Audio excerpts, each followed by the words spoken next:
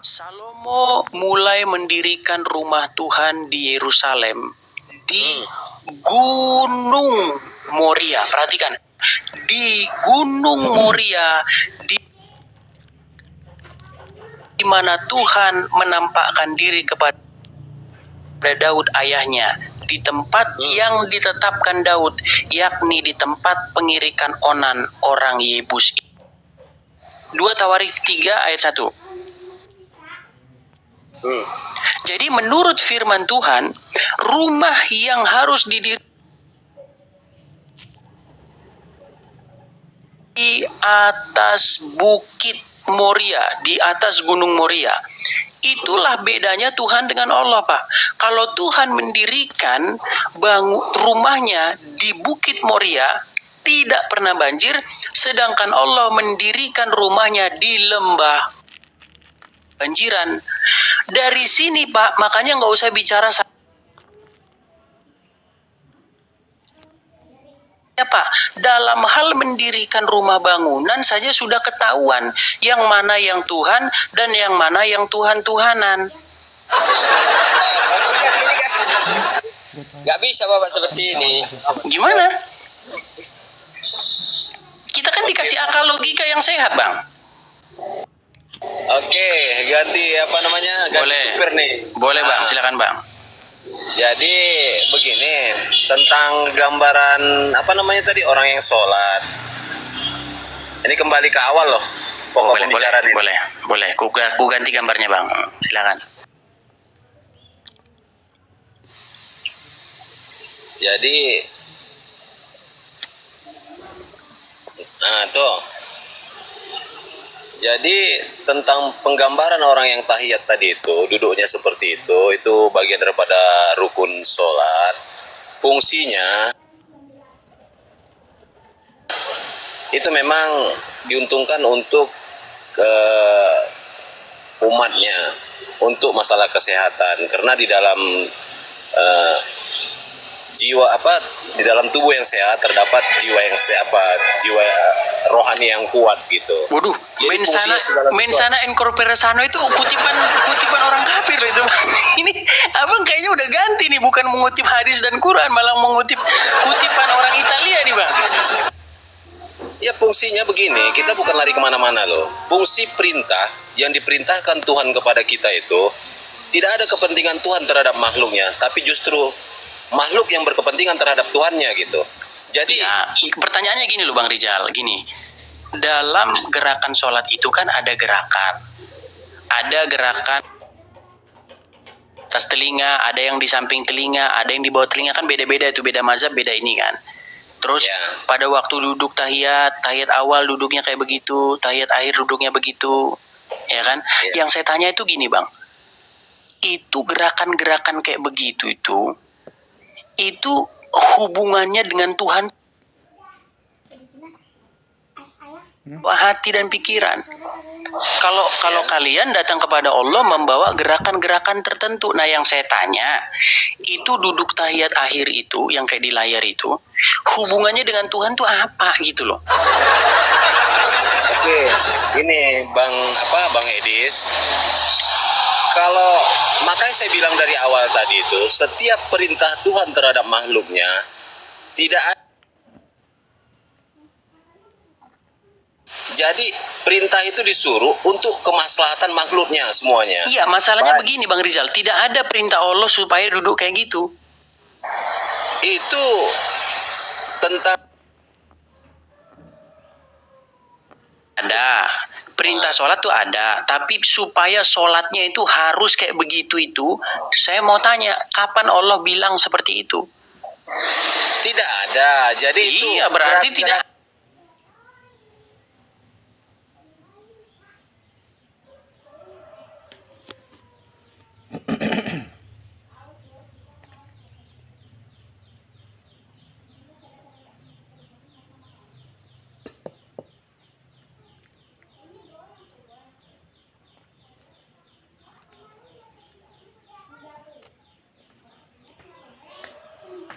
Gerakan macam seperti di gambar itu adalah tujuannya untuk kesehatan, betul?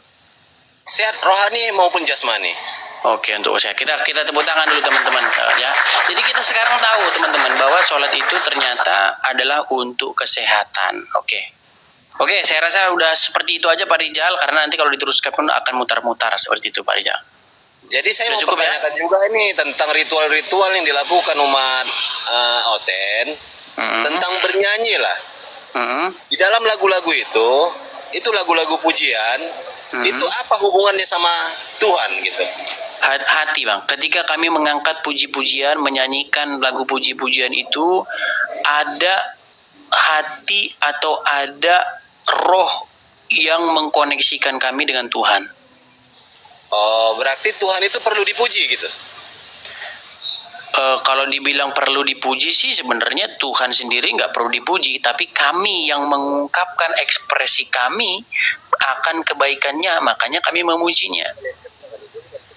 Makanya saya mau pertanyakan tadi tentang jebak-jebak pertanyaan yang menjebak seperti Bang Edis bilang itu fungsi-fungsi gerakan sholat apa hubungannya sama Tuhan, itu kan pertanyaan menjebak tuh. Saya balikkan analoginya, ketika orang Kristen menyanyikan sebuah lagu pujian, apa hubungannya? Ternyata baliknya ke diri Bang Edis juga kan? Tuhan tuh nggak perlu dipuji. Bukan, maksudnya gini, artinya kami bisa menjelaskan itu secara logis. Secara logis begini, lagu-lagu pujian itu adalah ungkapan hati kami ya kepada Tuhan. Nah, sedangkan kalau model kaki kayak begini, apakah ini termasuk ungkapan kepada Tuhan? Kalau ungkapan kepada Tuhan itu diungkapkan dengan gerakan-gerakan kaki kayak begini kan gitu. Justru di sini ada plusnya ketika antara ritual Kristen sama ritual Muslim. Di sini ritual Muslim ada nilai plusnya. Kenapa saya bilang seperti itu? Ketika ritual Kristen yang melakukan lagu-lagu pujian itu tidak ada berdampak kepada fisiknya gitu. Tapi ketika ritual Islam di situ ada fisik, ada rohaninya gitu. Ketika gitu. Kalau fisik ya olahraga Pak. Kalau mau fisik biar sehat ya olahraga ke fitness. memang ya seperti itu kalau ada tambah-tambahannya. Jadi ritual-ritual Kristen kalau diperbandingkan dengan ritual Muslim itu sangat jauh bedanya. Iya, memang jauh Pak, memang jauh banget. Jauhnya nilai plusnya nggak ada di Kristen gitu. Karena fisiknya nggak dapat, cuman rohaninya aja yang dibersihkan, sementara fisik itulah yang gampang macam kadang-kadang sakit apa segala macamnya gitu. Oh gitu. Tapi yang saya katakan bahwa kalau orang Kristen itu kalau olahraga itu main bola, ya kan, main baseball, kemudian berenang gitu. Kalau di kalian olahraganya kan sholat, betul? Masalahnya Tidak kenapa ada. kalian main bola, Pak? Di situ bukan Sebentar Pak Rijal. Oh, tadi katanya olahraga, katanya fisiknya dapet. Sekarang bukan olahraga. Jadi apakah sesuatu kegiatan yang dilakukan itu semua disebut dengan olahraga? Ini Bukan, tadi kan Pak Rijal yang mengatakan bahwasanya fisiknya dapet, rohaninya dapet. Nah, Ya, masalahnya itu. sekarang, masalahnya gini. Lalu kalau fisiknya udah dapet, ngapain masih main bola? Yang dikatakan olahraga itu seperti itu, olahraga apa main bola apa segala. Bukan, gini loh. Olahraga. Gini Pak Rijal, artinya klaim Pak Rijal bahwa fisiknya udah dapet itu bohong. Kalau fisiknya udah dapet, pasti nggak main bola lagi. Makanya kalau dikaitkan, gini lah Nggak kalau fitness macam lagi, gitu loh. Jadi kalau ritual Kristen saya lari-larikan, kalau Edis bilang bahwasanya fisiknya dapat dikaitkan dengan olahraga. Jadi ketika orang Kristen ketika bernyanyi, loh suaranya dapat ngapain mesti nyanyi lagi di mana-mana, nyanyinya kemana-mana gitu. Kami nggak pernah mengklaim seperti itu. Suaranya, kami kan dapat suaranya, nggak pernah kami mengklaim begitu. Loh, tadi dikaitkan dengan olahraga ritual Muslim tadi kan? Bukan Pak Rijal, Anda yang mengkait-kaitkannya dengan olahraga. Tapi gini biar kita penutupnya nih, biar nggak putar-putar lagi nih.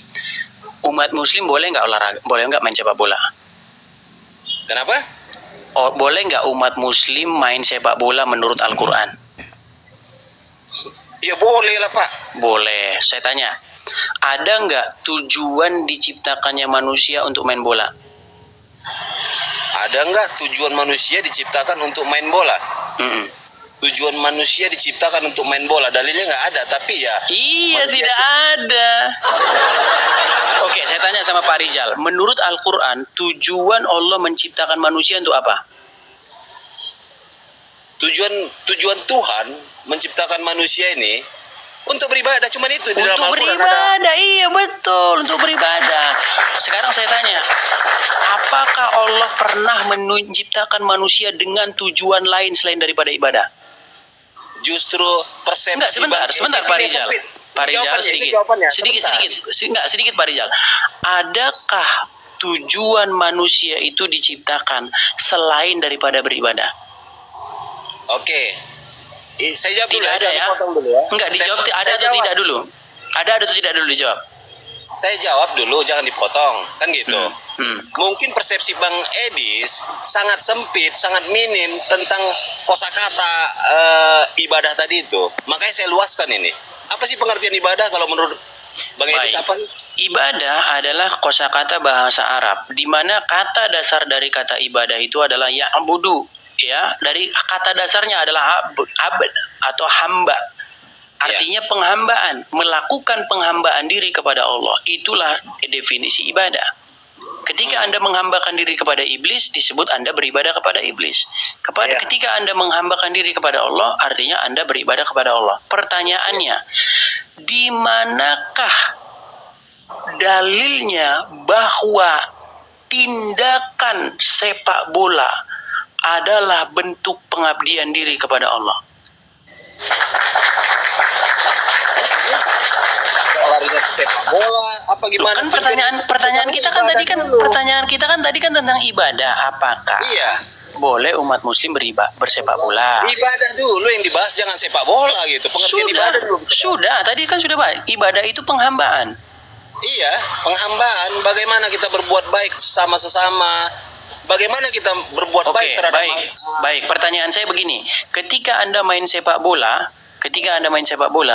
di mana di situ kaitan sepak bola itu dengan penghambaan diri kepada Allah? Kok sepak bola masalah ibadah? Loh, kan makanya sepak bola. Tapi gini loh Pak Rizal, ini biar kita tutup ya. Gini Pak Rizal, karena ulama-ulama seperti Abdul Somad, ya kan, Zulkarnain yang sudah meninggal itu dan lain sebagainya, itu dulu pernah membahas catur. Tahu catur, main catur? Ya tahu. Pernah dengar nggak bahwa main catur itu haram? Pernah dengar nggak? Ya di kalangan umat Islam sendiri pun ada berbeda. Iya Pak, kalau main catur haram, main sepak bola harusnya haram juga. Karena apa? Karena pertanyaannya begini, karena coba hubungkan antara main sepak bola itu dengan pengabdian kepada Allah di mana? Sekarang gini, saya hubungkan dengan Tuhan ya, saya hubungkan dengan Allah ya. Permainan sepak bola tadi itu ya. Tujuannya penghubungannya bagaimana kamu apa namanya Sulit. Tidak ada sulitnya. Jadi bagaimana Kak? Aduh, jadi lupa. Sulit kan? Sulit. tapi gini Bang Rizal. Ini anu lah ya, gini. Begini Bang Rizal. Ada suatu hadis yang mengatakan bunyinya begini.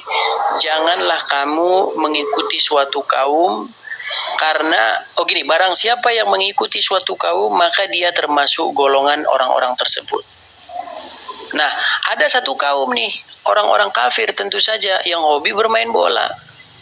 Lalu ada umat muslim yang seperti mereka dengan bermain-main bola juga, padahal ada hadis yang mengatakan janganlah kamu menyerupai satu kaum tersebut. Kalau Anda baca olahraga yang dianjurkan di dalam Islam itu adalah memanah, bukan main sepak bola. Ini terlalu nggak percaya dia nggak percaya. Tapi beginilah Pak Rizal, gini, saya itu sebenarnya dalam hal-hal tertentu saya itu banyak didukung juga oleh orang-orang Islam yang dia berpandangan lurus, bergaris lurus, bahwa yang kau sampaikan itu betul, Edis TV. Banyak orang muslim awam ketika disampaikan itu malah marah. Padahal olahraga yang dianjurkan oleh Nabi itu adalah memanah, bukan main sepak bola. Tapi banyak umat muslim main sepak bola. Nah, harusnya umat muslim itu atlet-atletnya adalah memanah. Ini memanah tidak juara, olahraga juga tidak, sepak bola juga tidak juara. Ini gitu loh. Semuanya diambil oleh orang-orang kafir, pialanya diambil orang-orang kafir. Jadi kurang jauh wisata ya. Jadi katanya ke 13 tahun mendalami Islam, cumannya kalau sudah Coba. 13 tahun mendalami Islam, ini persepsinya sepatutnya lebih luas kosakatanya, bagaimana tentang hadisnya, bagaimana tentang firmannya. Ini kayaknya kok makin sempit. Begini, Bang Rizal. Coba tunjukkan kepada saya di hadis ataupun di dalam Al-Quran bahwasanya yang disunahkan itu adalah main sepak bola atau main catur, di mana? Tidak seperti itu rujukannya. Jadi Rujukannya kan Quran dan hadis, Bang Rizal. Gimana? Jadi, kalau mempersempit dalam satu hadis yang seperti itu, diperkecil, akhirnya apa? Terjadilah cara berpikir seperti si di sini, gitu. Cuman satu rujukan itu menjadi gambaran, sifatnya untuk menjatuhkan. Tapi kalau nggak terjatuhkan, mana bisa bukan. terjatuhkan orang Islam dengan dalil-dalil seperti itu? Bang Rizal salah. Bang Rizal nggak tahu. Bang Rizal, kurang lebih 7 orang Muslim setelah membaca buku yang saya kirimkan, dia lapor kepada saya lewat WhatsApp. Bang, setelah saya baca buku abang ini, sekarang terus terang posisi saya ini sudah tidak percaya lagi dengan agama saya. Kurang lebih 7 orang. Iya, yang mulai SMA itu Kalau rugi nanti, sekolah kalian ini tutup nanti katanya. Iya, bebas. Oke lah Bang Rizal, nanti kita sambung lagi ya Bang Rizal ya. Oke, saya senang ngomong sama kamu. Cuman ya sepatutnya lebih mendalam lagi, nanti suatu saat saya masuk ke sini kita bahas secara dalam gitu ya. Di mana kelemahannya, di mana kelebihannya, nanti kita bisa dapat poin-poin tertentu di sini. Apalagi kamu katanya sudah 13 tahun mendalami Islam, ya. Betul, 13 tahun. Terima kasih sudah diberikan kesempatan naik. Makasih ya. Sama-sama Bang Rizal, sama-sama. Ya teman-teman ya, lihatlah bagaimana saya memperlakukan seorang muslim ketika dia itu tidak marah-marah ya. Yang datang ke sini kebanyakan datang bawa emosi dan angkara murka. Gitu loh, diskusi baik-baik kan enak ya kan, menjadi tontonan, menjadi suguhan yang menjadi ilmu pengetahuan. Datang kemari marah-marah, repot. Makanya amarah itu diikat, ditinggalkan di Monas, jangan dibawa-bawa. Ya.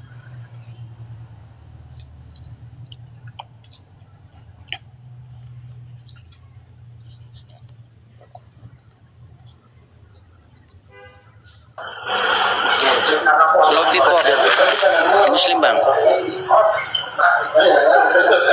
Halo Bang. Muslim. No. Tidak bang. Oh bukan Muslim. Oh Iya siap. oke, kita turunkan dulu bang ya. Oke, siap. Ya mohon maaf bang ya, di sini roomnya ini khusus Muslim bang, biar terjadi diskusi lintas iman bang. Ya silakan yang Muslim ya, ajukan permintaan naik ini. Sebentar lagi kita istirahat sebentar, break sebentar. Kita naikkan L-Ray. Coba. Waduh. Nge-lag ini HP saya.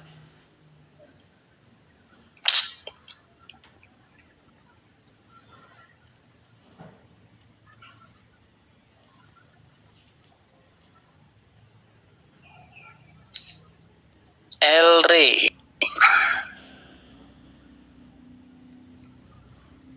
Halo?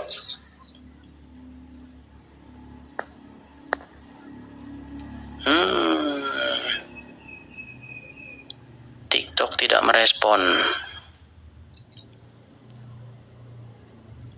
Yang mana nih yang kira-kira mau saya naikkan ini?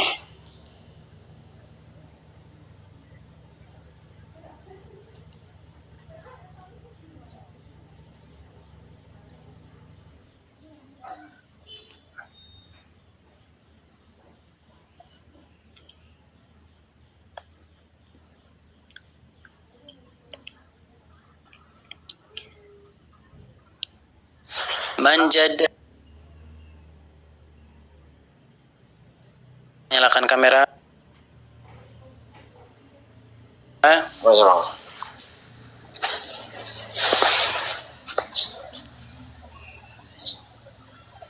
Mana yang bang?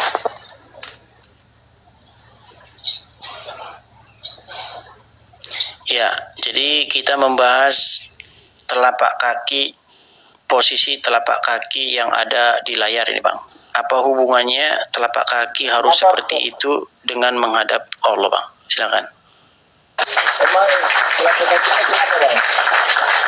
Itu kan yang saya lingkarin merah itu kan, yang satu telapak kakinya diinjek, yang satu ditekuk, yang satu didudukin di kelihatan itu kan, kayak didudukin di bawah pantat itu kan, terus yang satu di itu.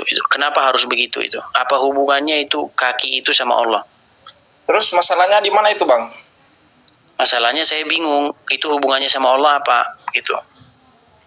Oh, saya tarik sedikit dengan peristiwa Isra Mi'raj ya bang. Ini saya tarik dulu, baru saya akan jelaskan kenapa kakinya begitu. Pada saat peristiwa Isra Mi'raj bang, Nabi Muhammad itu kan dia naik dari langit pertama sampai dengan langit ketujuh. Ketika Nabi Muhammad naik di langit pertama, dia melihat proses penciptaan malaikat, yang dimana proses peribadatan malaikat itu sedang melakukan berzikir kepada Allah.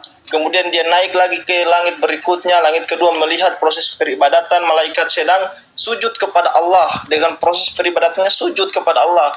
Naik lagi ke langit selanjutnya, melihat proses peribadatan malaikat selanjutnya, dia ruku kepada Allah, dan seterusnya. Makanya Nabi Muhammad merasa sejuk anggun melihat peristiwa-peristiwa itu, sehingga ketika dia menerima perintah sholat bang, ketika Nabi Muhammad menerima perintah sholat, dia mau Sebentar, saya potong Bang Manjada. Coba abang ulangi apa yang saya tanyakan. iya bang, saya kan mau tarik Gini sebentar Bang Jimin Bang sedikit Bang. Yang saya tanyakan adalah apa pertanyaan saya tadi? Bagaimana bang? Aduh, yang saya tanya aja abang nggak tahu apa. Yang saya tanya adalah Kenapa kakinya begitu kan? bukan kenapa kaki gitu. Yang saya tanyakan itu hubungannya kaki itu, posisinya sedemikian itu dengan Allah itu apa hubungannya? Enggak ada hubungannya sama sekali bang. Urusan kaki Berarti boleh kakinya nggak kayak gitu. Kalau nggak ada hubungannya sama sekali, berarti kakinya nggak seperti itu boleh. ini dia berkaitan dalam urusan adab. Coba ketika abang ibadah kepada Tuhan. Oke, di mana dalilnya dalam hubungannya dalam hal adab mana? Enggak, yang dilihat Allah itu adalah ya kesucian hatinya, kemudian bacaan. Aduh, niru Kristen ini. Abang udah niru Kristen.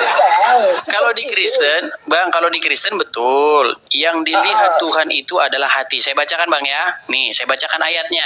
Kalau di Kristen kalau ngomong pakai ayat Bang, ya. Nih, aku bacakan. Enggak.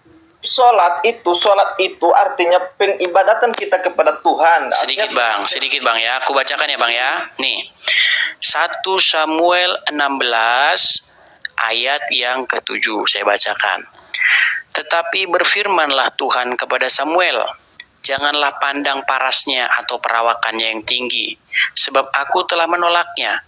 Bukan yang dilihat manusia yang dilihat Allah. Manusia melihat apa yang di depan mata, tetapi Tuhan melihat hati. Jangan abang jiplak loh. Nanti abang jiplak lagi. Nggak boleh. Ya. Nah, saya tanya sebentar Bang. Ini kan adalah hati. Bang, yang gini Bang. Iya, itu karena abang sudah terpengaruh ajaran Karesten. Nah, kalau yang begitu. Oke, saya tanya sama abang, di mana dalilnya bahwa Allah melihat hati manusia? Di mana dalilnya? Kok pakai dalil sih bang? Lah, terus pakai apa kalau nggak pakai dalil? Kita kan dalam diskusi kan pakai dalil. Penjabaran ibadahnya bang. Ibadah itu kan menghambakan penanda pengesaan kita kepada Tuhan. Itu kan iya, ibadah. Terus hubungannya sama kaki ditekuk kayak gitu apa? Ya itu gerakan sholat, rukun sholat. Iya, kenapa harus begitu gitu loh? Hubungannya itu dengan Tuhan tuh apa gitu loh? Aduh, abang ini Sulit. coba abang siapanya ke abang lagi. Coba kenapa itu kalau dalam ibadah Kristen itu harus ibadahnya itu harus menyanyi dan lain sebagainya? Nggak harus. Siapa bilang harus? Siapa bilang harus? Emang itu diperintahkan dalam agama Kristen ibadah harus begitu. Siapa bilang harus? Berarti Enggak, selama abang ini, gini, sedikit bang. Berarti Gini selama bang, ini sedikit. abang menunaikan agama tanpa petunjuk dan pedoman dari Begini bang. Abang kan bilang, kenapa orang Kristen harus bernyanyi? Nggak ada yang bilang harus. Nggak ada yang bilang harus. Ya, jadi tuduhan abang itu udah salah. Jadi tuduhan abang itu udah salah kalau abang bilang harus itu nggak ada. Terus cara abang beribadah itu bagaimana yang sebenarnya? Cara kami beribadah adalah dengan cara menyerahkan hati kami kepadanya, dengan cara melakukan perintah-perintahnya.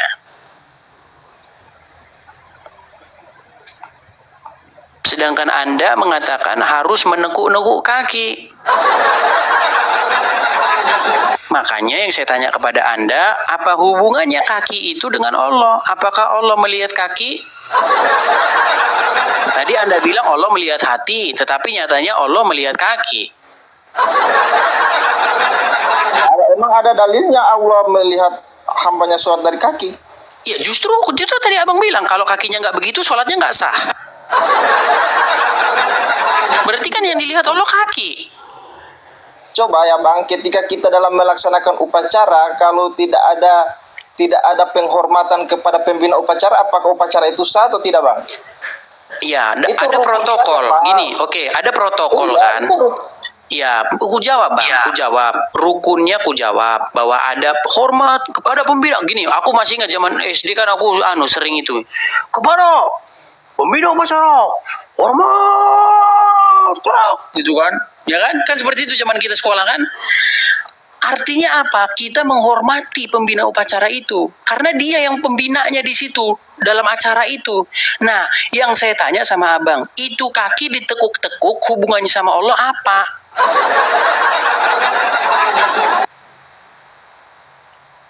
Pusing kan? Pusing bang, jangankan abang, Ustaz juga bingung bang jawabnya. Bingung. Makanya bang waktu pengajian, kalau nanya sama Ustadz yang kayak begini, Pak Ustadz, ini ada pertanyaan loh Pak Ustadz dari orang Kristen Pak. Katanya kita sholat tuh kakinya ditekuk begini, itu biar ngapa Pak? Ada hubungannya sama Allah apa? Emang Allah ngelihat kaki kita waktu sholat? Bukankah kita itu membawa hati kita? Kan gitu. Jangan nanyanya Pak Ustadz, hukumnya minum Coca-Cola apa? Ya, kalau gitu mah Ustadznya semangat jawabnya bang. Coba tanya yang kayak begini. Jangan-jangan ubang diusir nanti dari pengajian. Sholat itu sudah disampaikan dalam Al-Quran oleh Allah Subhanahu Wa Taala.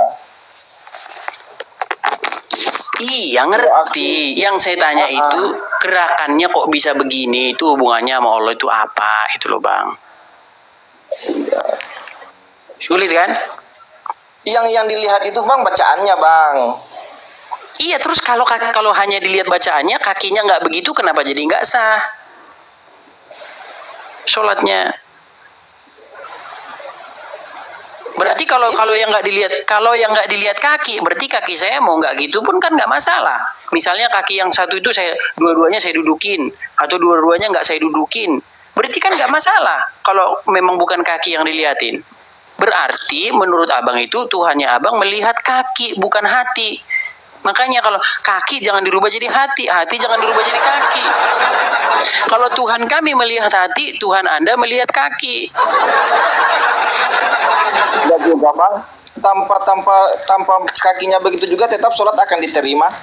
Nanti abang dimarahin nih, golongan nih, Islam progresif nih abang. Sekarang berarti abang Islam progresif ya? Contoh ketika kita dalam keadaan saat kita lagi sedang baring, kaki kan tidak lagi. Kita kan nggak ngomong orang sakit, kita kan ngomong orang orang sehat. Tetap Tuhan menerima sholat loh bang. Kalau orang sakit, kalau orang sehat. Ya kalau masih selama sehat, dan ini juga bukan hanya sekedar rukun bang, tapi ini bermanfaat bagi kita. Itu salah satunya Bang Akbar bilang tadi, bermanfaat bagi kesehatan. Untuk kesehatan. Ya, Berarti fungsi sholat adalah untuk kesehatan. iya salah satunya. Mana ayatnya? Sholatlah kamu supaya sehat mana? Jadi begini bang, dalam sisi klinis Waduh, kesehatan, nggak boleh kayak begitu bang. setiap hari kita itu kan bang bekerja. Makanya kita dalam sehari itu 5 waktu diperintahkan Allah untuk sholat. Dan itu waktu kita untuk mensterilkan tubuh dan saraf-saraf kita kembali bang. Itu dalam sholat. Sehingga Baik. Islam itu bukan hanya sehat secara jasmani, tetapi rohani juga bang. Bukan hanya sekedar rohani, tapi jasmani juga mereka sehat. Saya minum dulu teman-teman, haus. Gini bang, tadi Anda mengatakan bahwasanya Muslim Ya. itu sholat 5 waktu. Gerakan Biar sholat itu kan ada maknanya. gantian Seperti dong. itu. Tadi kan abang udah bicara biar gantian. Makasih yang kasih rosnya. Waduh, dapat bebek. yang Makasih. bebek. Makasih banyak yang kasih bebek. Gini, ngasihnya ke saya tadi tuh bang. Oh iya, saya ucapin makasih juga. Gini bang. Tadi Anda mengatakan umat Muslim itu sholat 5 waktu supaya untuk kesehatan karena sudah seharian bekerja, betul? Ya, Untuk kesehatan. Walaupun jawaban abang itu sama sekali tidak punya dasar, tidak berdalil, kutanya sama abang, ada nggak dalam Quran perintah sholat 5 waktu? ada peristiwa Ada. Isra Mi'raj. Di dalam Quran loh saya tanya. Oh ya, ada. Ada ayatnya dalam Quran suruh sholat 5 waktu, 5 kali sehari. Ada bang, ada. Ada, baik. Di dalam peristiwa Isra Mi'raj, ya, di dalam peristiwa Isra wa Mi'raj diceritakan bahwasanya tadinya Allah itu menyuruh manusia itu sholat 50 kali sehari. Ya, Pertanyaan saya bang, ini udah saya hitung bang ya, dalam satu hari ada 24 jam. Sudah? ya. Sudah? Nah, di dalam 24 jam itu bang, manusia itu membutuhkan istirahat bang. Karena kalau manusia nggak istirahat tuh manusia itu pasti mati. Nah, rata-rata yang diperlukan manusia untuk istirahat itu adalah kurang lebih 8 jam. Aduh. Ya, jadi 24 kita kurangi 8. Masih tinggal 16 jam bang. Sudah? Nah, di dalam 16 jam itu bang, 16 jam itu, anggap Anda itu adalah borju bang. Orang kaya berat, nggak perlu kerja. Jadi kerjaan Anda itu cuma makan aja terus, duit ada terus segunung. Kalau dipotong kerja, udah nggak tahu lagi nih bang ya. Jadi kita anggap manusia itu nggak perlu kerja, tinggal makan doang. Nah, dari 24 jam yang sudah dikurangi 8 jam untuk tidur tinggal 16 jam itu, saya akan bagikan 50 kali bang. Ya, 16 saya bagi 50. Ya, 16 saya bagi 50. 16 jam ya, saya bagi 50. Jawabannya bang, 30 menit sekali abang harus ambil air wudhu sholat bang. Saya tanya sama abang. Sebentar bang. Katanya Iya, umatnya nggak mampu. Betul. Artinya di situ kan Muhammad menego kan. Pertanyaan saya gini, waktu Allah menyuruh 50 kali sholat itu sehari itu Allah bercanda atau serius bang? Ya serius, masa Tuhan bercanda? Kalau serius bang, manusia jadi apa bang? 30 menit sekali sholat bang? Ada negosiasi di situ bang, sudah dipikirkan itu. Iya, saya ngerti. Tapi seandainya Allah itu serius, apa Allah itu tidak tahu bahwasanya manusia itu perlu kerja, perlu tidur? Karena itu kalau dibanding-banding, kalau dipotong kerja bang, itu nanti abang jatuh-jatuhnya itu bang. Setiap abang 15 menit, abang wudhu lagi, sholat lagi. Nah, tapi kita nggak usah mikirin itu bang. Nanti abang terlalu berat mikirin itu. Ujung-ujungnya ditawar kan. Ditawar, dia datang kepada Musa ngomong, Muhammad, umatmu tidak akan kuat, pergi tawar. Dari 40, tawar turun 30, tawar turun, jadi 5 akhirnya. Nah, di dalam narasi itu, masih itu Musa suruh ngomong, tidak kuat umatmu, pergi lagi tawar. Lalu Muhammad ngomong, aku sudah malu. Jadi, intinya begini, kalau Anda nekat mengatakan bahwasanya Al-Quran ada menyebutkan suruh sholat 5 kali sehari, bagaimana mungkin cerita itu bisa ada bang? Karena waktu itu Muhammad disuruh nawar lagi. masih disuruh nawar lagi. Dan katanya dia sudah malu. Jadi yang benar yang mana, Bang? 5 ini, sebentar Bang. 5 ini didapat dari Al-Quran atau dari Muhammad sudah malu untuk menawarnya lagi. Lagi pula, sedikit Bang, lagi pula, seandainya saya adalah Muhammad, ketika saya disuruh sholat 50 kali, saya ambil Al-Quran. Allah, apakah Anda lupa bahwa Anda menyuruh umat manusia sholat 5 kali? Kenapa sekarang Anda menyuruh sholat manusia 50 kali? Kan sudah Anda suruh di Quran 5 kali. Makanya saya bilang, Bang, cerita-cerita abang itu semua nggak ada yang masuk akal gitu loh, Bang. Allah Ta'ala berfirman, Bang, dalam Quran surat Al-Baqarah ayat 2 yang sebelah kiri paling bawah, Bang. Allah Subhanahu wa taala menjelaskan bahwa wa aqimus shalah wa atu zakat warka'u ma'ar rafi'in. Rukulah kalian bersama dengan orang-orang yang ruku. Nah, dalam penafsiran itu tetap diejawantahkan dalam hadis qudsi yang dikarang oleh Imam An-Nawawi Al-Bukhari. Waduh, kenapa dia kental? Iya, ujung-ujungnya nanti akan mencari kitab yang dikarang.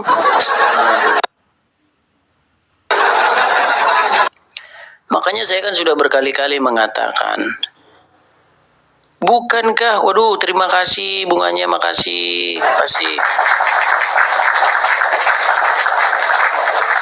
Seharusnya mata kalian itu tertuju kepada kitabullah, kitab yang diturunkan Allah. Mengapa mata kalian tertuju kepada kitab yang dikarang-karang? Saya Herman.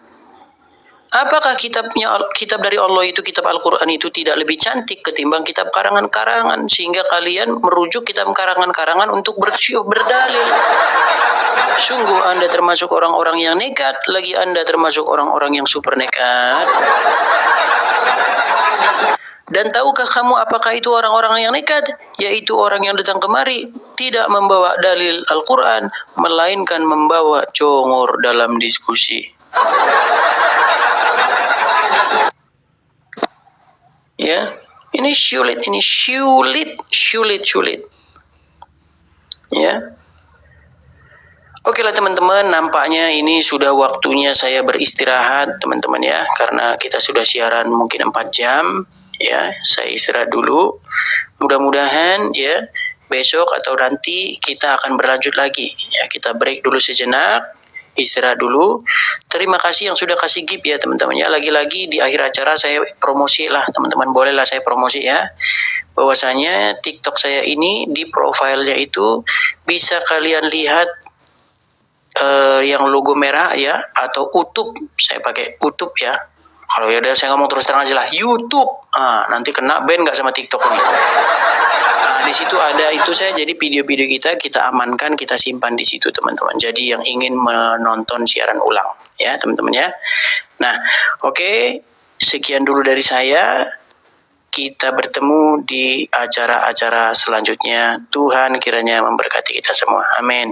Amin. Amin.